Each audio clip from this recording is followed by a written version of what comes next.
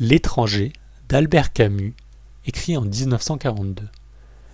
Un début qui claque comme un téléscripteur, une voix sans modulation apparente, un homme qui constate plus qu'il ne sent.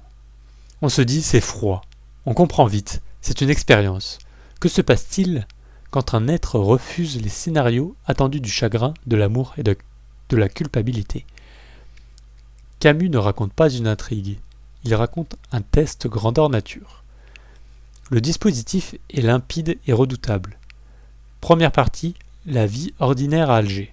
Le soleil qui tape, le deuil à l'asile, la baignade avec Marie.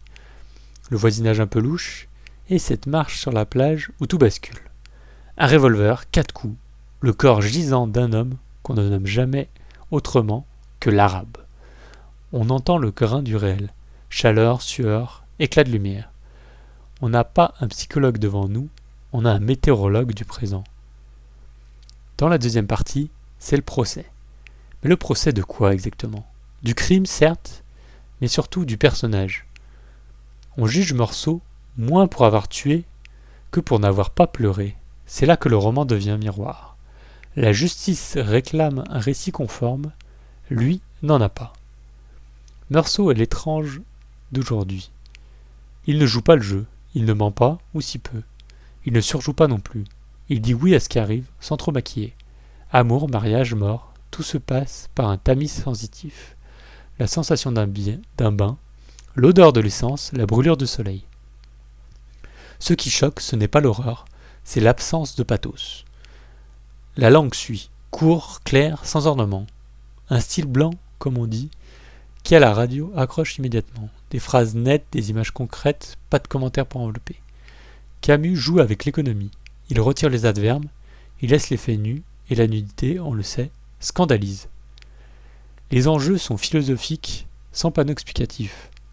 L'absurde, chez Camus, ce n'est pas tout se vaut. C'est la collision entre notre désir de sens et un monde qui ne répond pas. Meursault est placé entre deux injonctions. Raconter sa vie comme il faut, ou dire simplement ce qu'il a fait. Il choisit la seconde, et perd. Dans la cellule, il comprend autre chose. Le monde ne le hait pas, il ne l'attend pas. Reste la possibilité d'un accord lucide avec ce réel qui ne s'excuse pas. C'est la puissance du livre. Montrer que la vérité d'un homme peut être intenable socialement et pourtant tenable intérieurement. On ne peut pas faire la passe sur le contexte. L'Algérie coloniale est là, en creux. L'homme tué n'a pas de nom, pas d'histoire, pas de voix. Ce silence aujourd'hui pèse. Est-ce une limite du roman ou un angle assumé?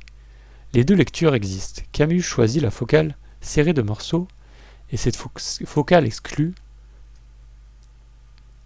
Littérairement, c'est cohérent. Politiquement, c'est problématique.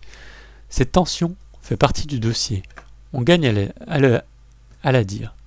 L'étranger est un chef-d'œuvre du point de vue formel et un texte aveugle sur ceux qu'il maintient au bord du cadre. Cette contradiction nourrit la discussion plutôt qu'elle ne l'annule.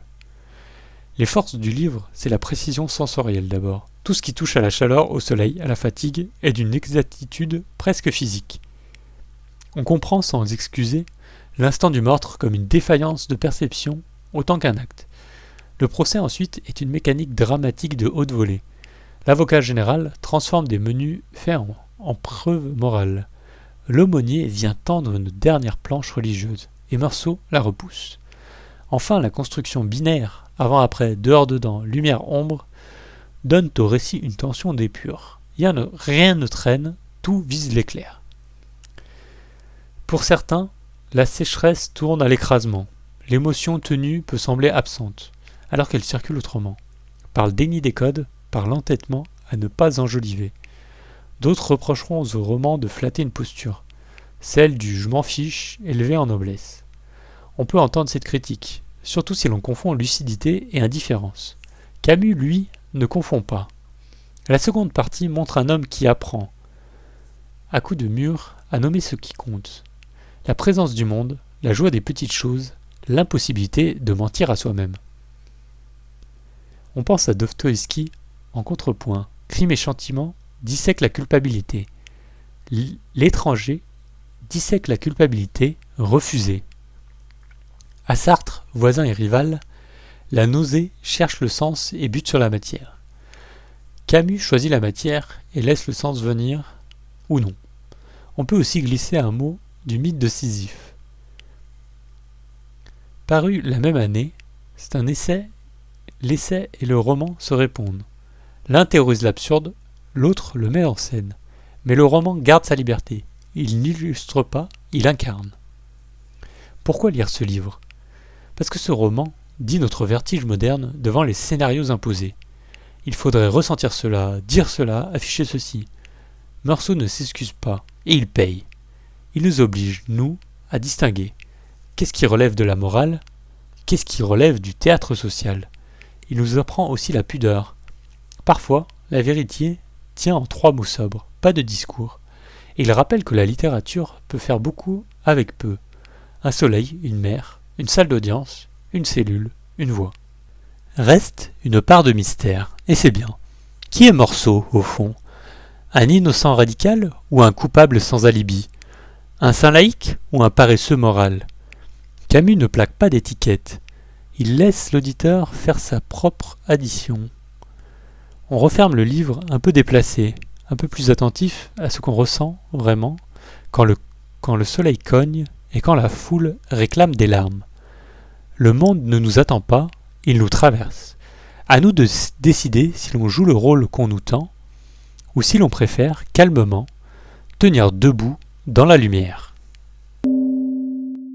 Retrouvez le lien pour commander le livre en version papier ou audio dans la description.